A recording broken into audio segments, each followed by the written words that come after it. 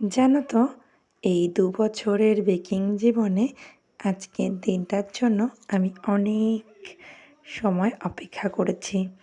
চেয়েছিলাম কেউ একজন আমার কাছে একটা সুন্দর এঙ্গেজমেন্ট কেক অর্ডার করুক, আর আমি পুরো মন থেকে যতটা সুন্দর সম্ভব তাকে তার মনের মতন বানিয়ে দিই।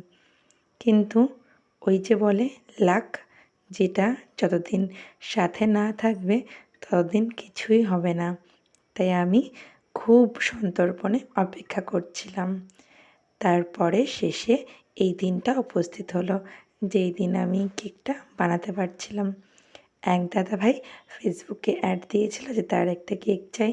আমি সেখানে কমেন্ট করি, আর তারপর সেখানে অনেকজন বেকারসের মাঝখানে সে আমাকে চুজ করে।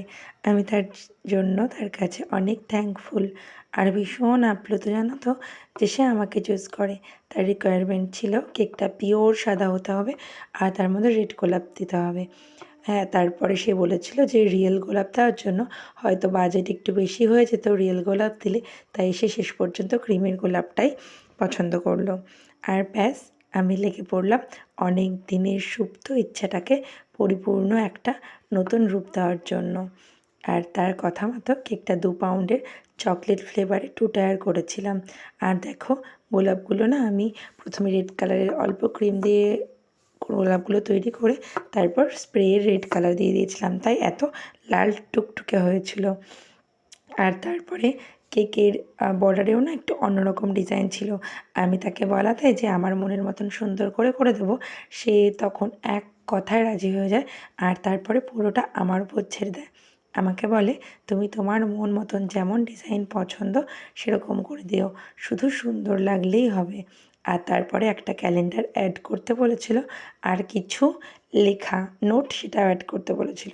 আমি তার কথা মতন পুরো সেরকম যা যা বলেছিল তাই অ্যাড করে দিলাম। আর একদম শেষে এই যে গ্রিন কালারের পাতাটা, যেটা মোটেও পিকচারে ছিল না, কিন্তু আমি ভেবেছিলাম যে রেড গোলাপের সাথে গ্রিনটা ভীষণ ভালোভাবে যাবে, তাই সেটাও একটু করে দিলাম। আর তারপরে this is the final look. এমনি কেক ফটোতে কতটা সুন্দর লাগছে আমি জানি না, কিন্তু সামনে থেকে অনেক বেশি সুন্দর লাগছিল। তোমাদের কেমন লাগছে তোমরা আমাকে একটা কমেন্টের মাধ্যমে জানিও, তাতে আমার ভীষণ ভালো লাগবে। আর পরবর্তীতে আমি আমার কেকগুলো আরও সুন্দর করে বানাতে পারবো। আর যে দাদাভাই নিয়েছিল তার কাছ থেকে তো আমি ভীষণ ভালো রিভিউ পেয়েছি। তাই আজকে আসছি, আবার দেখা হবে নতুন ভিডিও।